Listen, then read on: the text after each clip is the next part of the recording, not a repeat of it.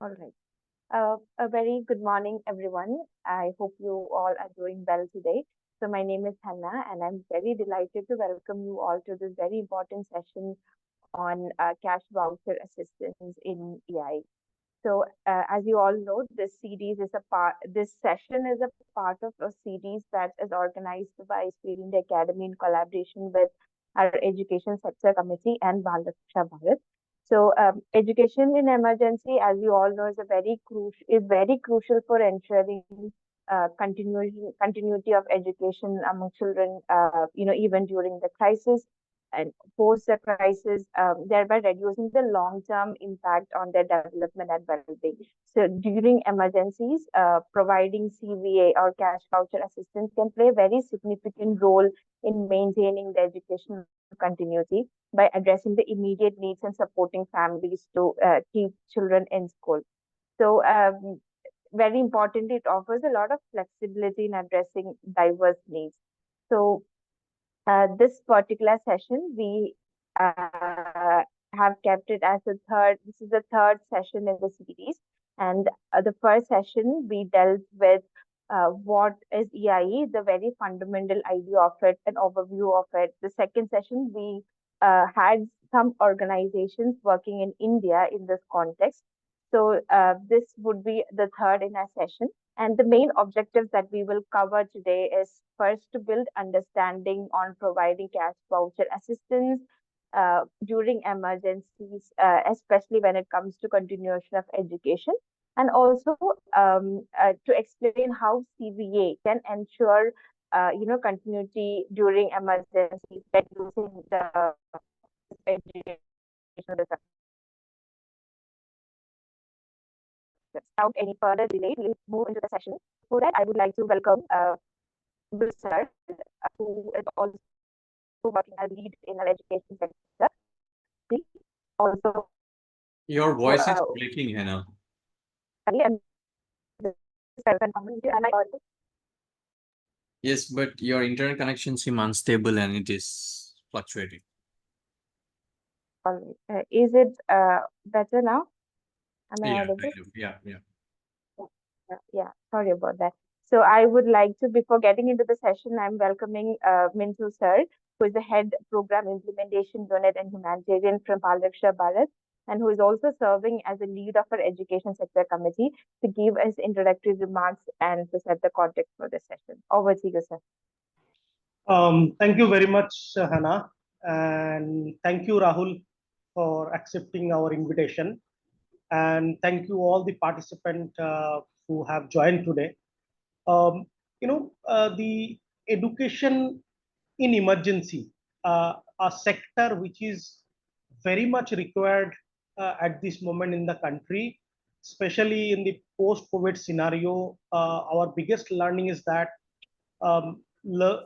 education in emergency, a framework, is very much important at every level. You know, uh, we do have very good program in the country on school safety at every level. Government is doing a great work uh, on the school safety in different state at the national level as well, and different civil society organization is also coming with the greater example. But I think this is most important for us to look the emergency scenario into the education continuity perspective, where education in emergency is most important. This particular series has been actually planned and organized in such direction that a large orientation and sensitization on education in emergency uh, across the sector in the country. Today's session especially uh, focus on cash voucher assistance in education emergency, which is very much practiced across the globe, across the country. But in India, we have example, but not a widespread practices in India. So I think this is an area which is to be explored. This is an area really help, as we all know that globally cash assistance in any emergency is one of the significant tool for providing support to the people in emergency. Now, how we can introduce the caste assistant in education emergency in India, especially. That is the focus of today's session, and I really thanks to Rahul as well as the Sphere India Network to organize this event. And as we all know, that education sector committee, which is part of the Sphere India Network, is actually focusing on uh, education emergency very strongly. Our objective is to create a kind of a learned cadre, kind of a actually kind of a frontline people who have the clear understanding on the education emergency and how to design an education emergency response during any crisis. That's the objective of this particular series. I welcome everyone, and over to you, Hannah. Thank you. Thank you so much, Mr. Sir, for your introductive remarks. As he rightly mentioned, Education Sector Committee, we are a network of organization who is focusing on children and education, where we come together, to help draft policies and organize certain capacity building activities. So without any further delay, it's my pleasure to introduce our esteemed speaker today, Mr. Rahul Dey, who is an expert in humanitarian aid and DRR. He's a seasoned professional with over 15 years of experience in development and humanitarian sectors across Southeast Asia. He brings a wealth of expertise and a multidimensional perspective to program leadership. His expertise also spans across war, food security, livelihood recovery, cash-based intervention, emergency response, and disaster risk reduction. He excels in projects and grant management, donor and partner relations, and ensuring impactful outcomes. He has also facilitated over 90 trainings and managed more than 282 training events globally, enhancing the team competencies and driving program success in complex humanitarian contexts. Sir, we are very happy to have you here, and we look forward to hearing from you on cash voucher assistance and how can we implement that in EI. Over to you, sir. Thank you, Anna. Thanks to Mintuda for inviting and participating for this workshop, and Sphere has been doing a great in terms of gathering different information through the Sphere network. So today in presentation, let me just put up my presentation slide. Okay.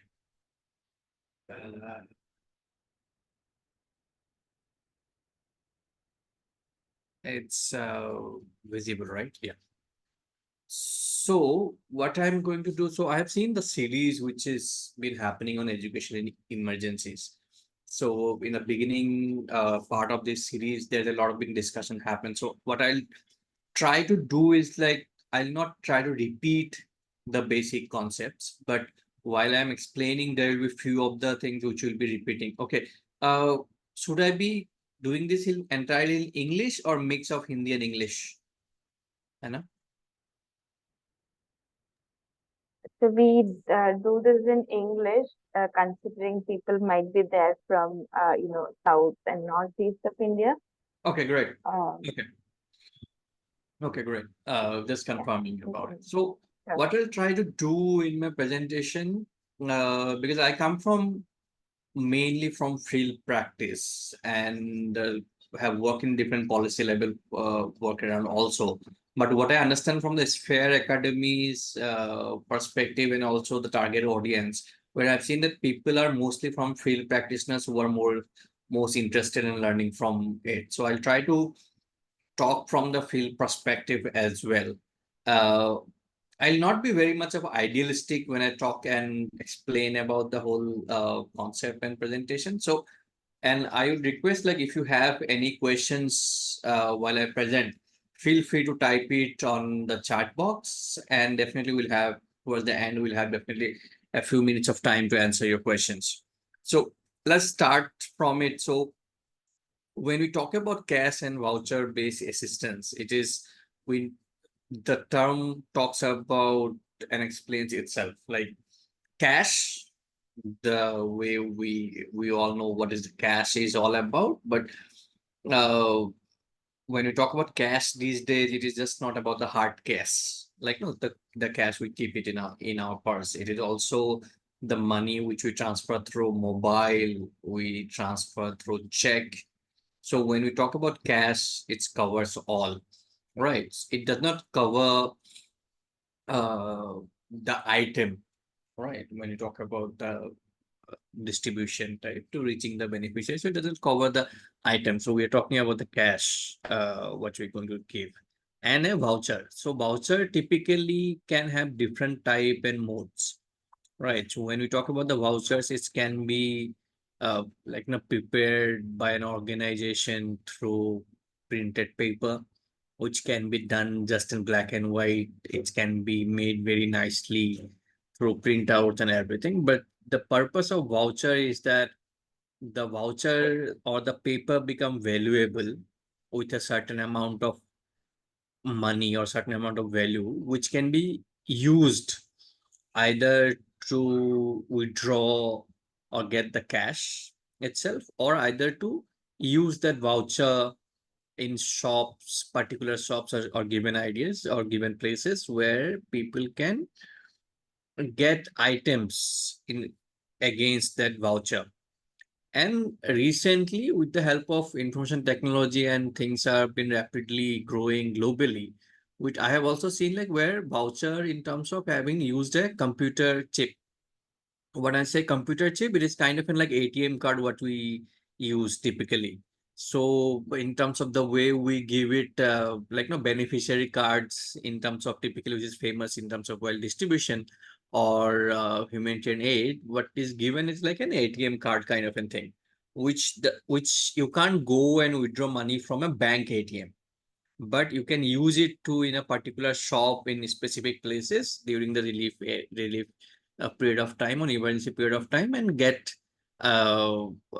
items. You can purchase rice, dal, or any food or any education item that can be used. So that has been typically has been done. I have not seen it in India, but it's been globally. It has been practiced and it's growing more and more because it helps in terms of the delay, say the registration, the signing process, and all that, and it gives a computerized record, so it's easy to maintain the record. So that is also been used in terms of in different places. So that is also been used.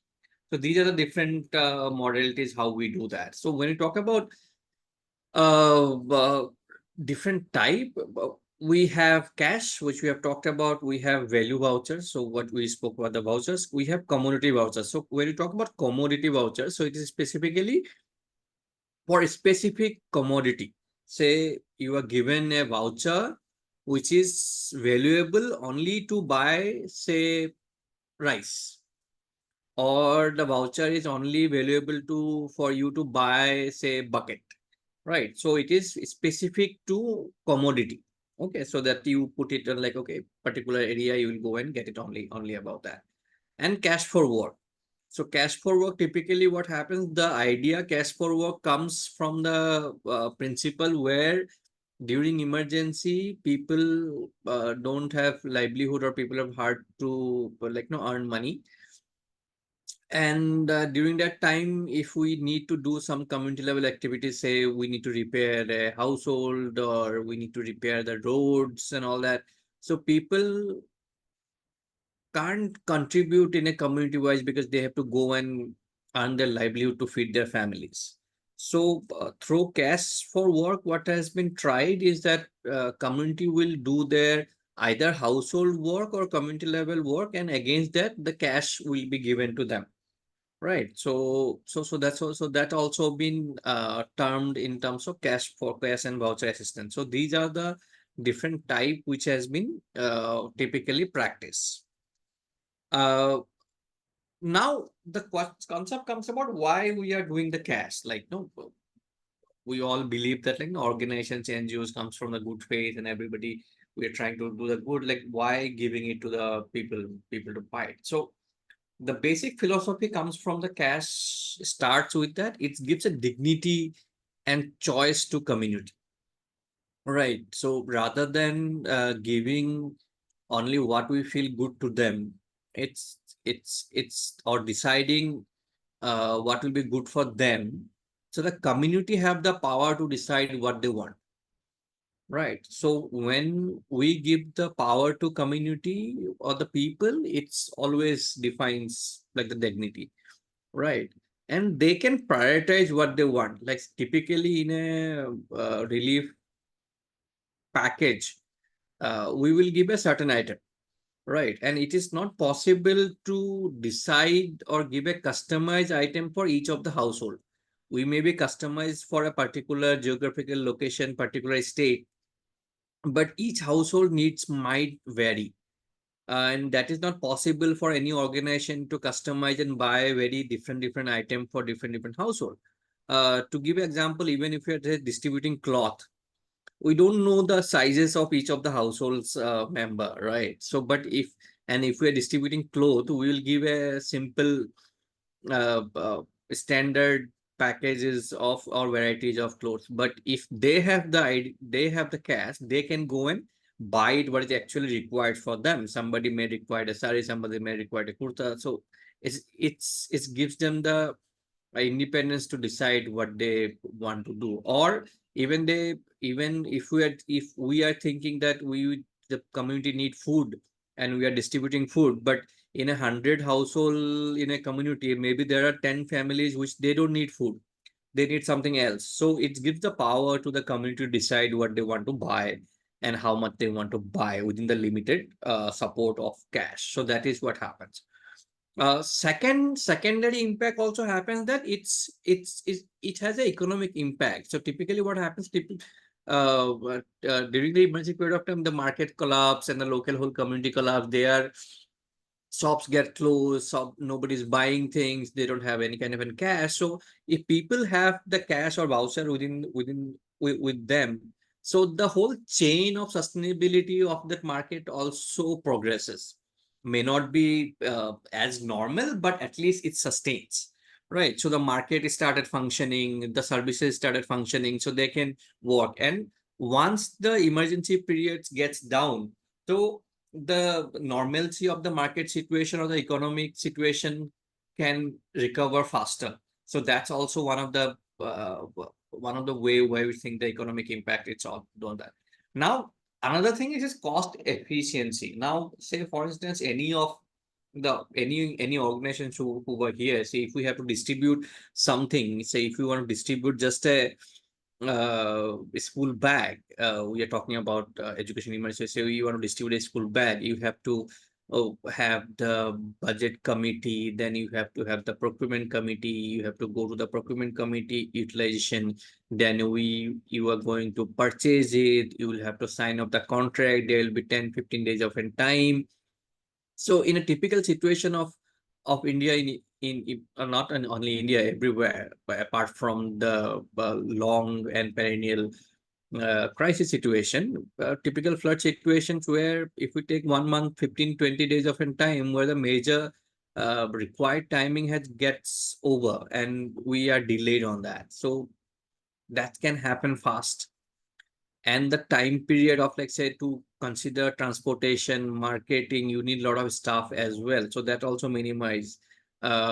To do a lot of work, you'll have the HR cost that also get minimized, so timeliness also happens, right? So these are the whole basic principles why uh, the benefits things about the cash transfer are important and it's efficient. Now how we do it, we have initially discussed about it, just to display. We have direct cash, we give check, we do bank transfer, we do mobile transfer, which is very popular now, and the voucher process. These are the main evident in India, which has been done in outside also. Right. So now different type of it, like how we do it, or like how categorically if we have to distinguish it, we can do it in a three category. First, conditional cash transfer. You give a cash specific to condition. Say you are giving a cash people to buy food. So people can only buy food, not for anything else. Or education or health. So it is specific to particular sector, particular activity. Then you do unconditional cash transfer. Unconditional cash transfer is cash is given. Now people will decide what they want to do or don't want to do. Then commodity based, you typically decide what we have discussed before, that we basically that comes into voucher kind of a thing, where the voucher is valued or can be useful only for certain commodity itself, which is related to conditional cash transfer. But this is specifically what we use in a voucher context where commodity vouchers works. Now, when we talk about cash-based intervention, there are few background information which is required, or there are certain conditions to do a cash-based transfer. One is function of markets. Like, to give an example of appropriately, which will say, during the COVID, when the lockdown was there, where every shop, market, everything is closed online, even if you can't buy online even. So at that time, if you give cash, nothing is going to happen. Right. Even if you have the cash and voucher, people can't get it things from the market. So market function is important. Then what community prefer, right? What community prefer and how they want to do it. So that is also important for always for us to know. Then security, right? Say for instance, if you are distributing cash, say I remember like one of the cash transfers when in a conflict situation where we were distributing cash 12,000, 15,000 rupees per household in an unconditional level, and say you have uh, a community which like in a conflict area of zone where if you're distributing a lot of cash in a one go, that can be a security threat, right, to the people who has received.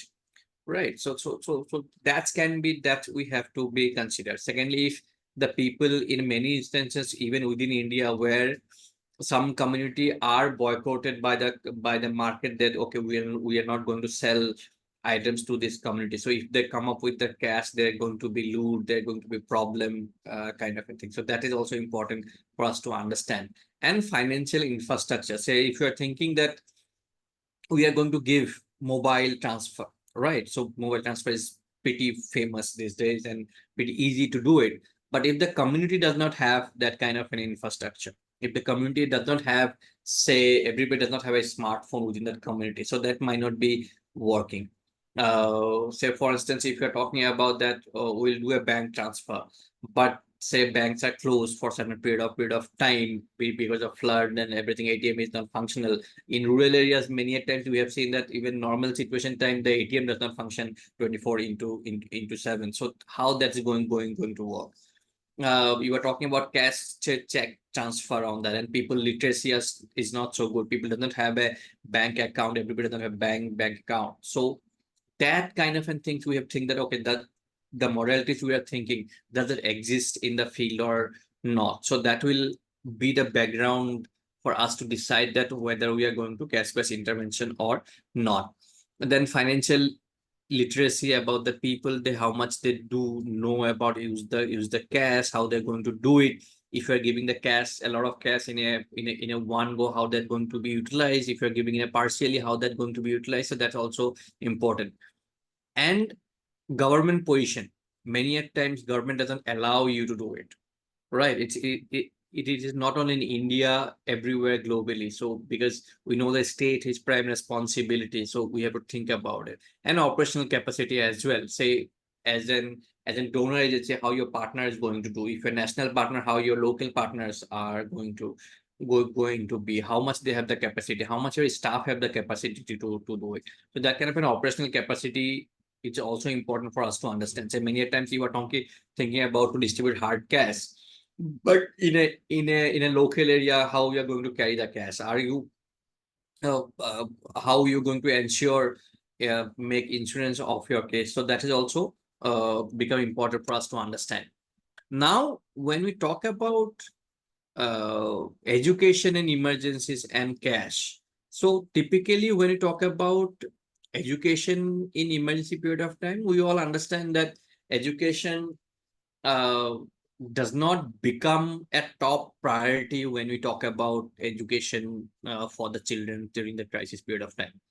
Uh, the surviving, the having a shelter, having like no basic meal, water and sanitation become the top priority, which is from the organization side also the organizations who are working in terms of emergency from their side and also community side, both side, that's become important. So now when you think about education, your first session of this series, when we talk about the education emergency, there's in a great deal, it has been discussed that what kind of a problem we see in during emergency period of time for education. But here, if we talk about from the perspective of a community to understand, so say, for instance, household choices for sending children to skills to school is like, okay, we are not going to give it a priority, right? And there is also a problem in terms of when you talk about like how they're going to buy the books, how they're going to buy the simple things, the pen, pencils, notebook, right? Because that's the not priority, and people don't have a choice also. People don't have that much of access to resources that they can do it. Here, I'm not talking about universal context. I'm talking about a very specific uh, economically backward communities situation. So they can't afford to do it. And many of the places where people are very minimally sending them to the schools or a private schools, the tuition fees become a problematic kind of an side. And uh, when you talk about protection side of it, there are problem in terms of the school building. There are problem of uh, like no, the people are coming from relief camp area to like no normal situation. They are not coming in a good cloth, they're not coming in a like no well dressed, that's become a problem. They're not having a good stationery, that's become a kind of a category of like no seen as a lower category of people. And many a times when people lost their documents for their further studies, that also become a problem when we talk about it. And then when you talk about services, which is predominantly seen in India, school infrastructure get damaged, poor quality of school infrastructure, insufficient capacity of schools, not adequate teachers, uh, the wash facilities does not work properly. So that we have seen evidently after any disasters within India. Right. And also culturally also we think like, okay, school or education will be the second priority. First we think about our shelter and food, then we're going to talk about it. So these kind of barriers which we see typically after education, after any kind of disaster, sorry. So when you talk about education in emergencies and cash-based assistance, so how we can think about it, we can remove those barriers. Like the cash-based assistance can be targeted in a way that the problem which are hindering for children or the students to access the education, we can improve that. So how we can improve that, we can have a specific, say if the family is prioritizing other resources for their basic need, we can have a specific targeted response for which is just for education, so which can give a leverage. Okay, this is coming for education, we can do that. For which maybe awareness is required or a specific support is required, but that we can think about it. If students are not going to school because of they have to go for other livelihood earning activities, we can have a support from cash based intervention which can support their livelihood need, and people can students can go to school. If students does not have which is required for education, that we can think about, okay, their stationaries, their uniforms, that can be support. So these are the support which predominantly can be seen. I'll talk about one of the critical aspects to it, which is right towards the end of it, but these are the basic things which you can think about it. Right, this is, we have already discussed about that, how economic flexibility, dignity and all that, but this is specifically, I've just stated from different published reports how specifically this is uh, cash-based intervention works for education in emergency, which we have already discussed in the beginning of it. These are when you talk about the barriers to education, so mainly economic uh economic problem comes, that okay, they don't have the that much of resources to go to schools or to access to education. That can be largely addressed by cash if they have that kind of an problem, which is can be done conditionally or unconditionally as well. But there are socio-economic problems, like say people do not give priority to that the situation, or say for instance people does not think about the girl child should go, like no, they will access the okay, the boy should go to education, we are having problem, but the no, girls should stay at home, and no, we can't spend much on girls so to do that, which has been seen in many places after crisis within India. That only by cash support does not can't be addressed directly.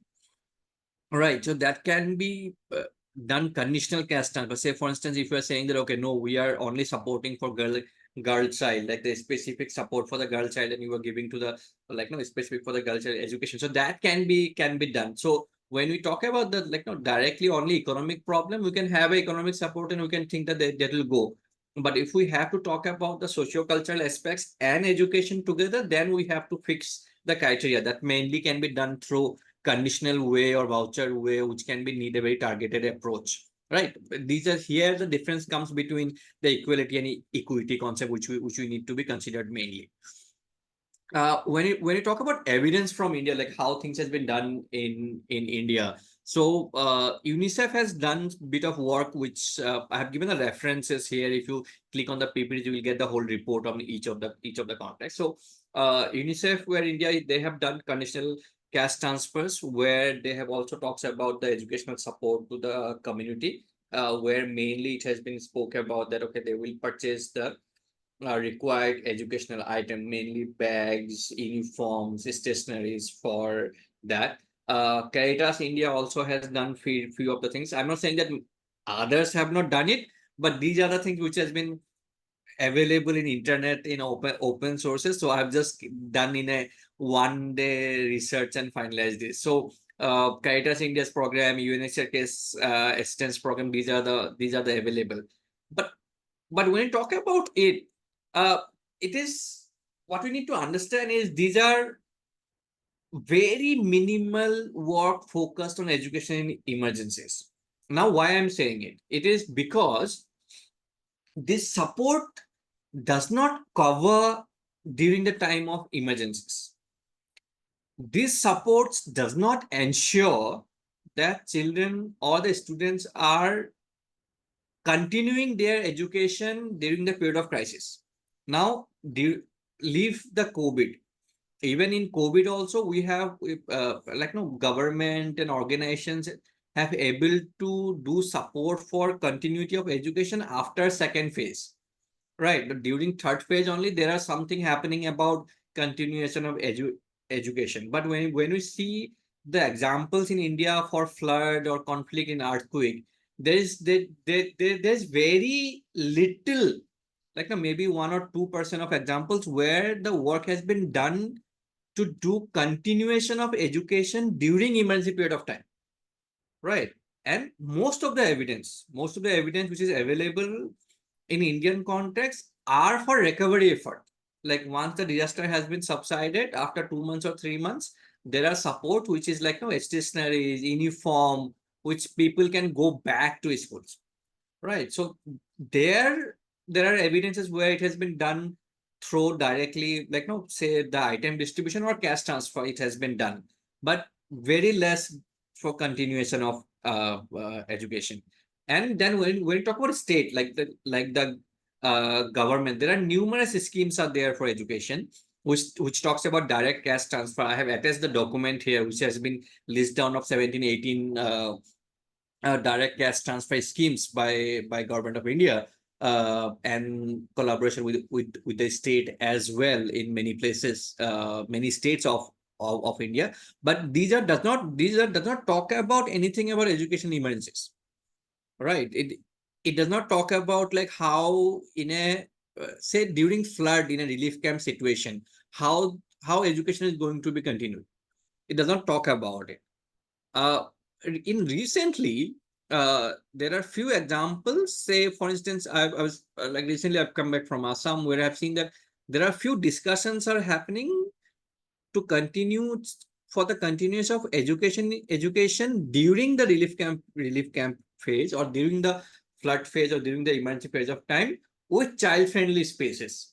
But here also we need to understand that here we are more focusing on child friendly spaces, which is mainly implemented by WCD. So where it has been focused mainly in protection issues, or like no early child, like no early pre-school education schools and all that. But for the larger, say for instance, for class 5 to 8 or 8 to 10, that's not been covered so much yet. Though there has been discussions are going on, and the government has especially released few of the kind of a guideline or discussion. If you go to the ASDMA website, and if you see the guideline for child-friendly space, there you can find few of the examples which talks about it, that how you can do it. But again, evidence so far not available, or so much work has been done so till now. Now, when you talk about the debates in terms of like no which comes into caste-based intervention and educational emergency. So we have, uh, for me, caste-based intervention has not been happening much for continuation of education emergency within India. But when you talk about the caste-based intervention, so the prime debate comes into it, like we are giving caste which is going to community, like how we are going to ensure that it is going to be for education. How we know that people are not going to be like spending it from the for their food and the items. So that's become a debate, right? And then when we talk about the outcome of it, how we are going to say if you're giving a multi-purpose cash to the community, and where say if you're giving a 6,000 rupees a package to the community, where in our calculation, like okay, 2,000 for food, 1,000 for like the health, 2,000 or 1,000 for the education. So how we are going to do that? I have seen that in in Indian context, we have not done that much of detail uh, monitoring measures. We don't have that kind of an either our operational costs are less, or either we don't invest that much of in our HR or in our team to do that kind of work, because our resources are less, and because that kind of a study and the kind of have a monitoring mechanism is required, a good HR team as much of expenditure as well. So we spend more in terms of the actual program than this operational cost as well. Financial inclusion is kind of an questions how we are going to do that with the people. When we talk about the social protection issues, how we are going to think about it with the cash transfer program, because when say it is easier for us to design an activity for us, say if we want to do organize an awareness camp, like no on education emergencies, for us to it's good. So okay, how many people have oriented, how many people have do that, but how when we distribute a cash, how we are going to ensure that how things has been ensured, how we are going to how you are going to measure that your cash transfer for girl child, how much they have impacted, because that does require longer period of time for us to study, and for our distribution time or emergency response times become very short duration. And how cash transfer can be utilized for capacity building. And like no, I remember when I used to work in 2004-5, at that time it was a pretty famous like no cash for training. We used to give training people in different purposes, say for livelihood, for wash activities, and we used to give cash to people for come to the training. Like no, the logic was that people don't have enough livelihood or enough earning to sit through the training, and we can't expect that people will spend from their own pocket and come for the training, so we used to give them cash. But now it is not possible, or we don't go by that same logic. So how we are going to do that? So these are the kind of similar activities which we need to think about, and how we are especially going to think about it, right? So these are the some problems which you're going to think about it. And I personally believe that in India there's a very less work has been done or in terms of education in emergencies. So I believe that we have to start working on education emergencies first and develop ourselves to able capacitate ourselves to able to work in education in emergencies, and then only we'll be able to think about the moralities. So when you talk about the moralities, then the cash transfer will come into our hand, right? So that we need to think about it. And secondly, when you talk about education in emergencies, we have to work with government, right? Because the prime responsibility of like the state education providing in the field, and it requires a huge uh, operational support. So I think if we work with the government to ensure continuity of education during emergencies, that is something can be done. And then we can think about to work with government in terms of supporting there. We can able to find morality, say if students have lost their education materials which has been given by government or which has been purchased by the community itself, how to support that. If there is a lack of like no HR in terms of the teachers unavailability, so your cash-based support can be done to availability of teachers. Right. So that can be starting point for us, and from there we can go further. Thank you very much. I'll be happy to if you have any kind of any questions to answer. Thank you so much, Rahul sir, for like very um, for explaining the cash out assistance. So as you have rightly said, they're very cost-effective way of quickly getting support to those who need it most. I feel like the cash it can also empower people to make decisions based on their individual situations, and it allows them to meet their basic needs to restart their livelihood. So thank you so much for that, and I would like to open it for any questions from anyone. You will now be able to unmute and you can raise your hands or put in the chat box or any way you can.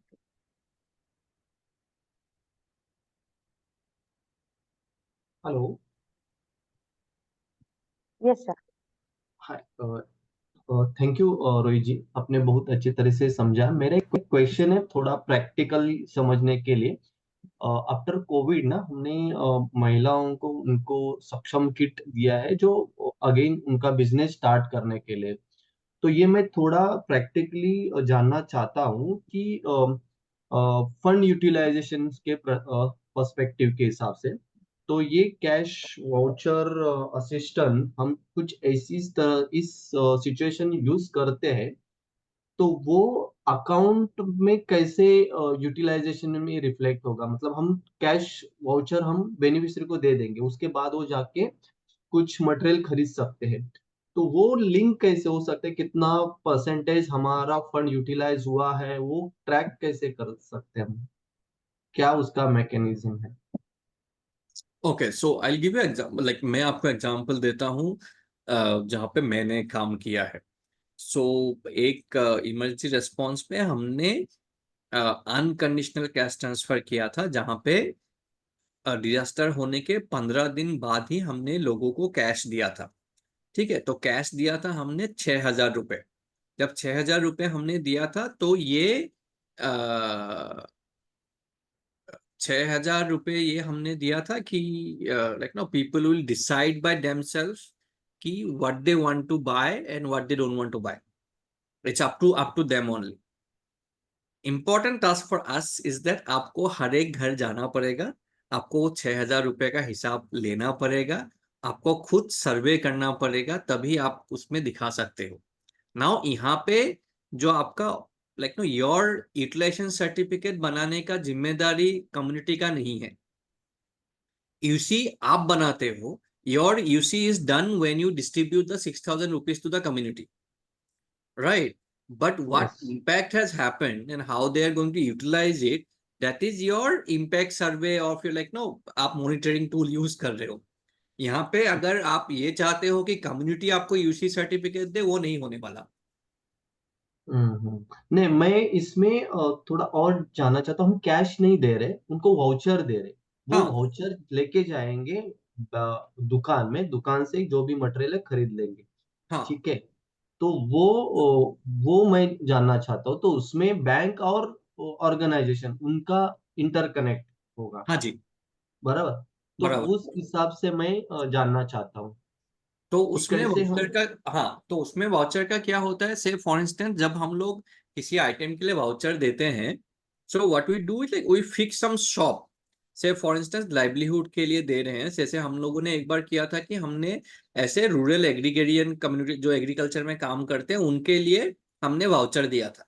जब हमने voucher दिया था तब हमने उनको पूछा कि आप लोगों को क्या क्या चाहिए, तो लोगों ने बहुत सारी आइटम हम लोग को दिया। सो आइटम में हम लोग का जिस जो काम कर रहे थे उसमें आइटम में ये था कि खेती करने के लिए सीड चाहिए, ठीक है, सब्जी बेचने के लिए बाइसाइकिल चाहिए, आपका हैंड पंप रिपेयर करने के लिए हैंड पंप का टूल चाहिए, मिस्त्री का काम करने के लिए सामान चाहिए, वो हैंडलूम का काम करने के लिए सूता चाहिए। तो ऐसे किया था। तब हम लोगों ने क्या किया था, उस एरिया लोकल एरिया जो है, उस लोकल एरिया में 10-12 जो दुकान है, 10-12 दुकान उनके जो आइटम दिए थे, उस आइटम के अवेलेबल जिस जिस दुकानों में है उन लोग वहां पे हमने बात करके दिया था। तो वो लोग जाके उस दुकान से उनको जो आइटम चाहिए वो खरीद के लाए थे। तो उस दुकान में जब हम लोगों ने ये किया था, तो उस दुकान में हमने नेगोशिएट करके आइटम का, क्योंकि हमारे पास आइटम का लिस्ट ऑलरेडी आ गया था, तो हम लोगों ने वहां पे जाके दुकान का आइटम का फिक्स किया था। तो इट इज सेम चीज ये होता है कि आप नहीं खरीद के वो कम्युनिटी जाके वो सामान खरीद खरीद रहे हैं। यहाँ पे हमारा टारगेट जो है, वही मैं बात कर रहा हूँ कि यहाँ पे हमें ये देखने की आवश्यकता है कि जो सामान उन लोगों ने खरीदा है उसमें से उन लोगों ने कितना यूटिलाइज किया है और किस तरीके से यूटिलाइज किया है, रादर देन थिंकिंग कि लाइक हमने जितना पैसा दिया है उस पैसे का उन लोगों ने कितना किया है। अगर आपने 1,000 रुपए का वाउचर दिया है और उन लोगों ने 1,000 में साइकिल नहीं आता है, मान लो कि 5,000 में साइकिल खरीद के लाए हैं और उन लोगों ने बोला था कि वो लोग सब्जी बेचने के लिए जाएंगे। सो बट उसमें ये भी होगा कि वो लोग सब्जी बेचने के साथ साथ अपने बच्चों को भी स्कूल छोड़ने के लिए जाएंगे, उसके साथ साथ में 2 दिन घूमने के लिए भी जाएंगे। So they are going to utilize जो उनको वो चाहिए, है ना। अभी दूसरा चीज ये होता है कि जब हम लोग ये बात कर रहे हैं, इसमें रादर देखा गया है कि ये कैश ट्रांसफर जो हम लोगों ने काम किया है, ये आप भी जो एग्जांपल दे रहे हो ये रिकवरी पीरियड के लिए है ना, रिकवरी टाइम पे कैसे वो लोग अपने उसमें करने के लिए आएंगे, that is point number 1। Secondly ये है कि हमें इस जो वर्कशॉप है आज का वर्कशॉप में, उसमें ये सोचने की आवश्यकता है कि हमें ये जो कैश ट्रांसफर का जो मॉडलिटीज है उसको किस तरीके से हम एजुकेशन इन इमरजेंसीज पे सोच सकते हैं।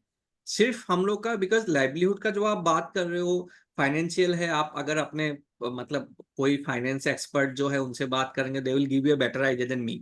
I am not an finance expert, so I don't have much idea about your UC and all that.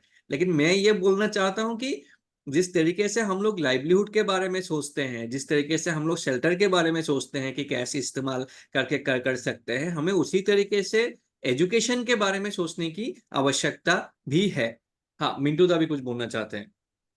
तो I just want to add, ये क्लियर है कि हमने अगर किसी को कैश वाउचर दे दिया है, वो एक्सपेंडिचर में ट्रीट नहीं होगा जब तक वो कैश वाउचर उस प्रोडक्ट को उस दुकान में जाके जब तक वो खरीदेंगे नहीं, और दुकान वाला जब तक आपको वो बिल नहीं देंगे, वो एक्सपेंस में ट्रीट नहीं किया जाएगा। तो ये क्लियर है कि कैश वाउचर जो वाउचर होता है वो किसी भी बेनिफिशियरी के ऊपर हैंडओवर कर देने से आपकी एक्सपेंडिचर नहीं ट्रीट नहीं होगा। आपको पीछे से ट्रैक बैक करना पड़ेगा कि वो बेनिफिशियरी वो वाउचर को यूज करके उस दुकान से सामान लिया है या नहीं लिया है। अगर सामान लिया है तो आपको दुकानदार जो वाउचर या बिल देंगे उसी के हिसाब से आपकी जो एक्सपेंडिचर है वो ट्रीट होगा।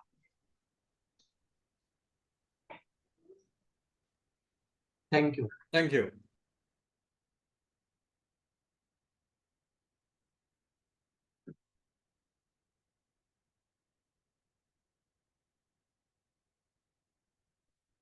Is there any other questions anybody would like to raise? Sir, also I wanted to clarify something. So when we also discussed, it's not very popular that we have, like we can give cash voucher assistance during emergencies. Most of the efforts happen in the recovery and response phase, right? So I was thinking, can we provide cash transfers to, for example, say, let's say businesses which work with children, or for example textbook shops or things, so they can restart their business, which will eventually help children. Or you also talked about, like, learning spaces. So maybe like post, if there are if we support more learning spaces, or let's say health and well-being of children, so like many won't go continue their education because of the health impacts they have. So can we indirectly help people like that, so business continuity can happen?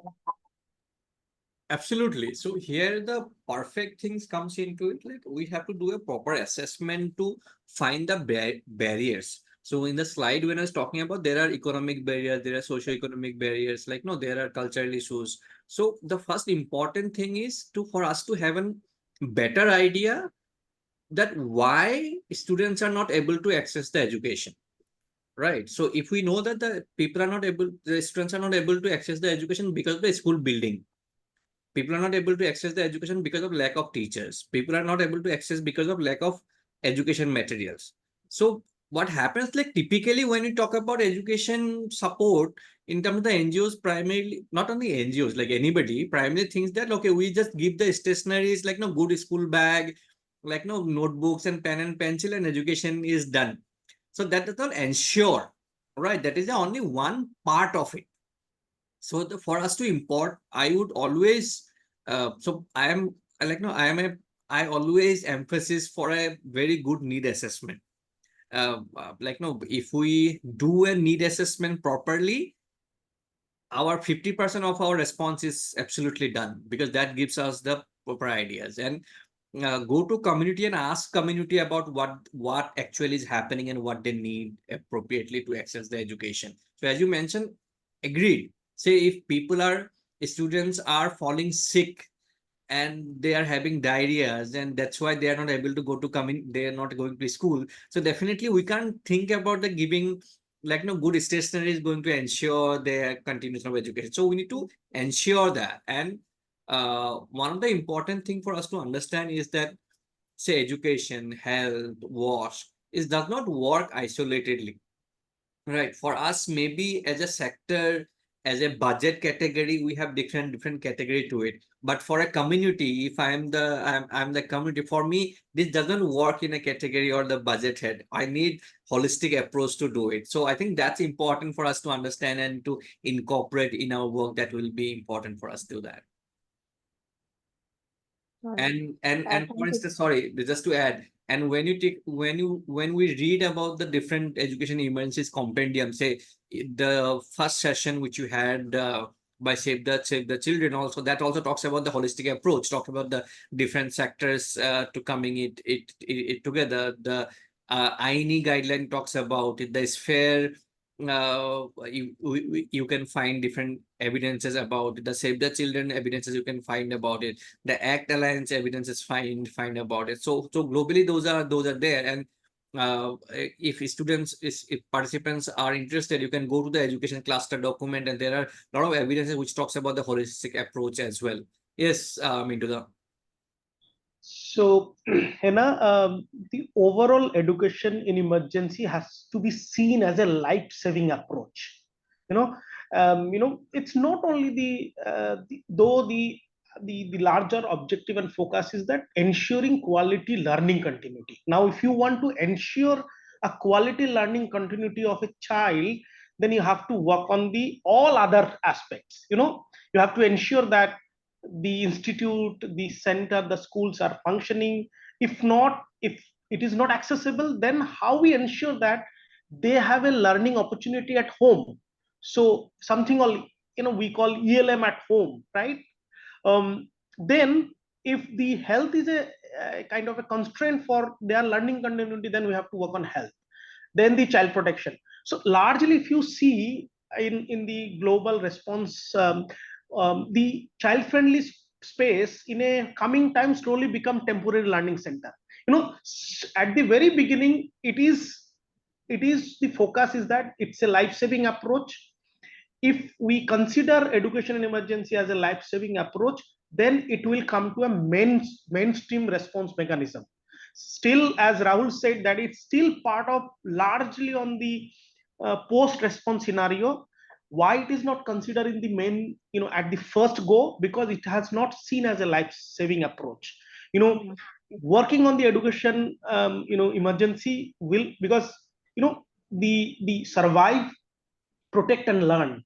If we see the UNCRC, the spirit of the UNCRC is very clearly saying that, survive, protect and learn. These are the three things which required for a child. Now, if it is these three things comes together, these three things actually part of the education emergency as well.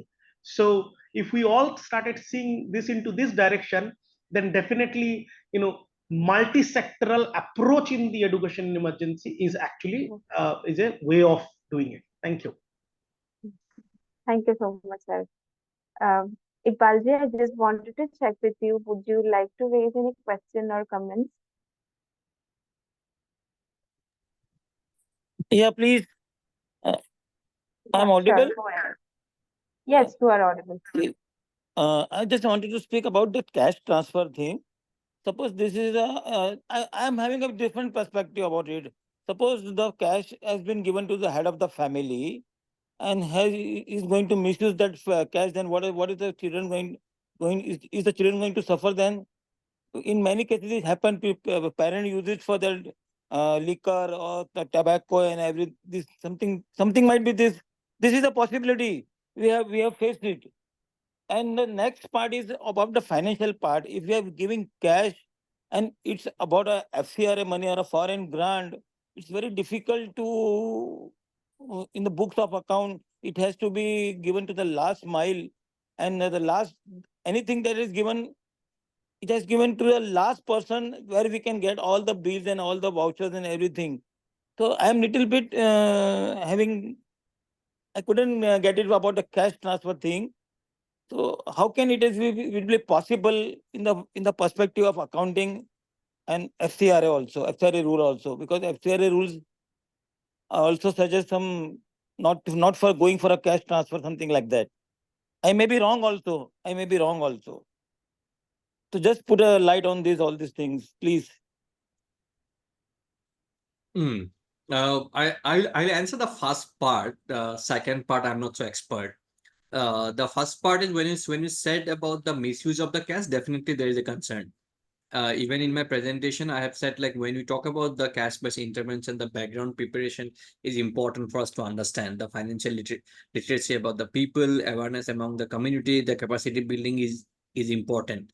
It is not as easy.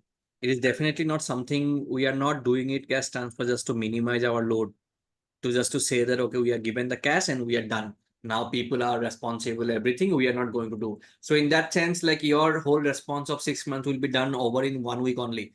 You are distributing the cash to the whole community and your whole work is done. So that's not the way it works. Right. So the prime idea is that you are going to give the cash. So now here when you talk about the cash transfer, as I mentioned in the different modalities, I'm not just talking about hard cash only. If you know that the community have not that much financial literacy, so you can adopt to a voucher-based assistance where they can't spend the voucher to buy a liquor. They can go to only a particular shop to buy a specific item. Point number one. Point number two, in my experience in 10-15 years of distributing relief item, I have seen like distributing bucket rice and dal and 100 meters away from my relief distribution camp, people are selling it to the market and they are buying something else. So the problem of people are misusing it, it's everywhere, not only cash. If you're distributing goods also, that is there. So that's where the role of community mobilization, community awareness, all things comes into it, and that is also part of responsibility of our job, as I understand. Definitely it is not so easy, it is not so straightforward, it is not just 1 + 1 = 2. It does not happen.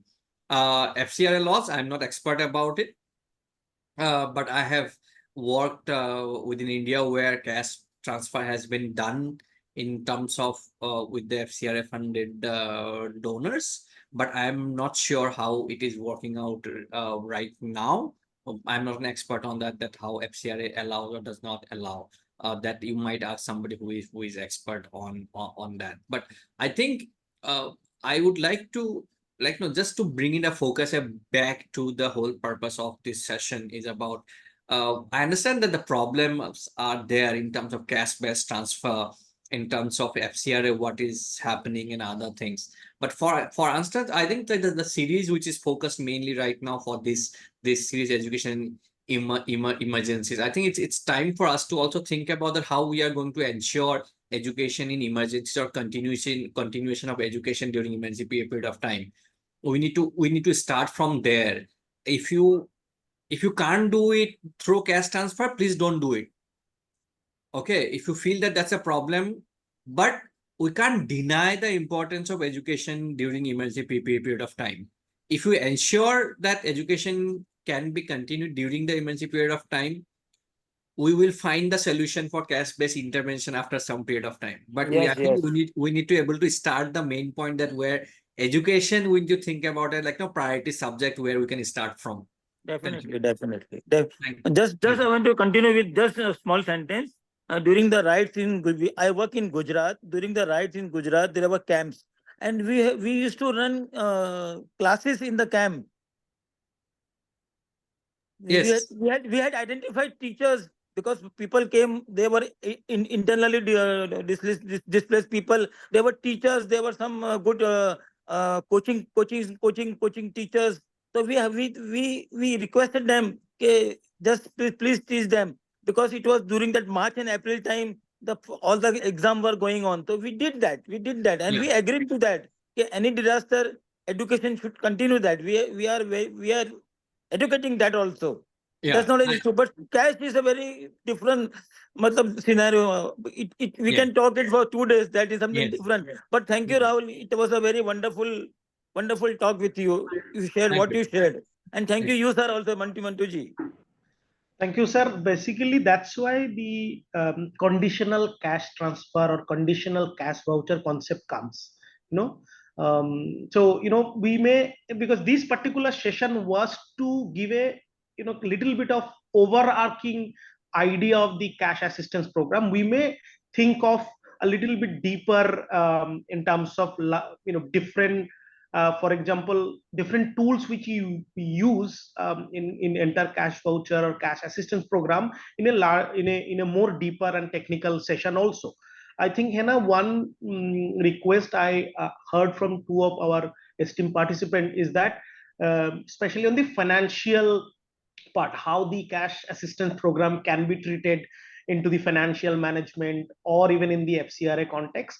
So maybe we can organize another round of discussion where we can bring an expert who manage the finance part on this to hear about how the whole cash assistance program can be managed with a compliance with the law and other provision. So that, I think, Iqbalji, we can plan another session on Sure, that. sure.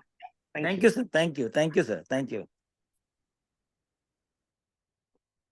Sure. Is there any more questions coming up? I think we have also gone 10 minutes above the time.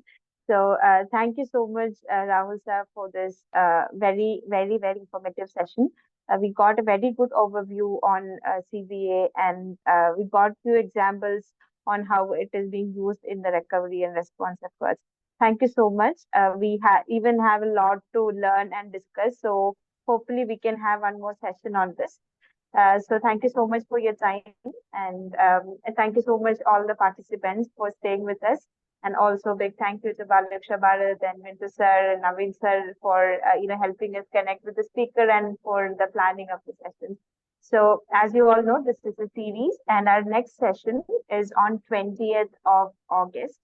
And that particular session, I've actually sent the link here in the chat box for you to register. So the session will be on the It will be on the topic assessment approaches, analysis framework, and program design tool in education in emergencies. I'll also put the title in the chat box. So this will be a very comprehensive and technical session on EIE. It will be taken by an expert from Humanitarian Leadership Academy. So we all look forward to see you all there in that session. Kindly register for the session, and we'll also send you emails and other details. So once again, thank you all. This recording will be available in YouTube, in our, the Sphere India's YouTube channel. So also feel free to let us know your feedbacks or any other comments or any other sessions that you would like us to delve deeper into. So thank you so much, everyone. Thank you so much, Rahul sir. Thank you so much.